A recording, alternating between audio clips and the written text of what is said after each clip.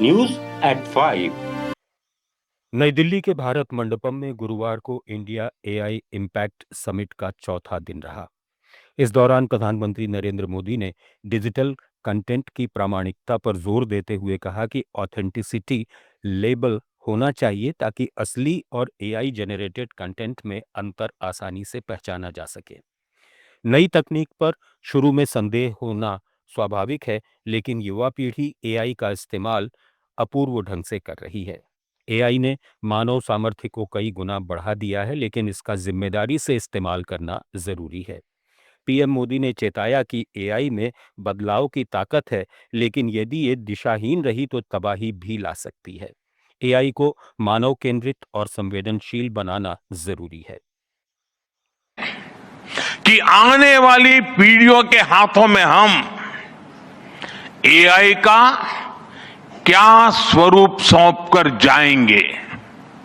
इसलिए आज असली प्रश्न यह नहीं कि भविष्य में आर्टिफिशियल इंटेलिजेंस क्या कर सकती है। प्रश्न यह है कि वर्तमान में हम आर्टिफिशियल इंटेलिजेंस के साथ क्या करते हैं।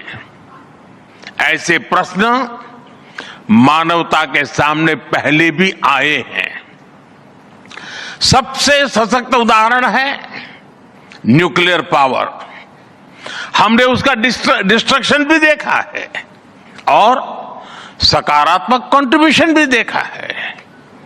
एआई भी एक ट्रांसफॉर्मेटिव पावर है।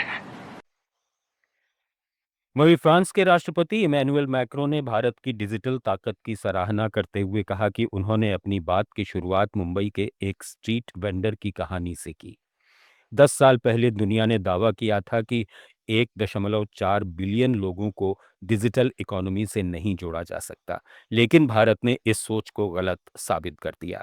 उन्होंने कहा कि एआई का भविष्य वही बनाएंगे जो इनोवेशन के साथ जिम्मेदारी निभाएंगे और टेक्नोलॉजी को इंसानियत से जोड़ेंगे।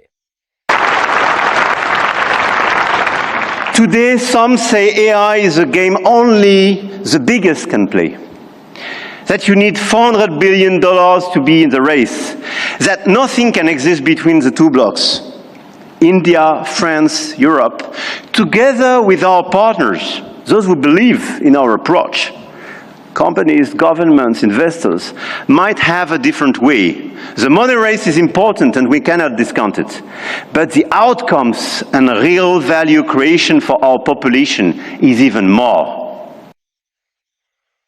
कांग्रेस प्रवक्ता पवन खेड़ा ने दावा किया है कि भाजपा का गमछा पहने करणी सेना के एक कार्यकर्ता ने राहुल गांधी को गोली मारने की धमकी दी है। उन्होंने धमकी वाला वीडियो सोशल मीडिया एक्स पर भी शेयर किया। वीडियो में राज आमेरा नाम के शख्स ने कहा कि ओम बिरला के चैम्बर में हुई घटना का जिम्मेदार राहुल गांधी है। अगर दोबारा ऐसी घटना हुई तो 25 सांसदों के घर में तोड़फोड़ करेंगे और राहुल गांधी के घर में घुसकर गोली मारेंगे। उन्होंने कहा कि जिम्मेदार प्रशासन होगा। राज आमेरा कोटा के उद्योग नगर का रहने वाला है और 3 दिन पहले ही करणी सेना का संभागीय प्रवक्ता बनाया गया है। उन्होंने मोदी सरकार में मंत्री किरेन रिजिजू के बयान का हवाला देते हुए अपना गुस्सा भी व्यक्त किया।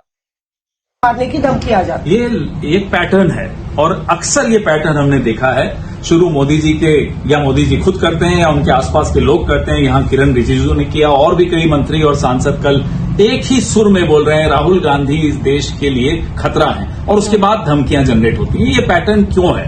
क्या नीयत है इस सरकार की? जैसा कि मैंने अपने ट्वीट में भी लिखा कि आरएसएस और बीजेपी का जो इकोसिस्टम है, जो मानसिकता है, जो विचारधारा है, एक गोडसे की फैक्ट्री है। क्या ये एक और गोडसे पैदा करने की कोशिश हो रही है? क्या राहुल गांधी जी की जान को वाकई खतरा स्टेट और नॉन स्टेट एक्टर्स मिलकर हो रहा है? ये बहुत गंभीर विषय है। मुझे लगता है कि हम सबको इस पर बहुत गंभीरता से। News@5 में फिलहाल इतना ही। बने रहिए लेट्स माइक के साथ। आप सुन रहे थे let's mike more than radio. Follow कीजिए हमें हमारे सोशल मीडिया प्लेटफॉर्म्स पर। It's time for news. It's time for more than radio. Presenting the first radio news app, Let's Mic. Let's Mic, a news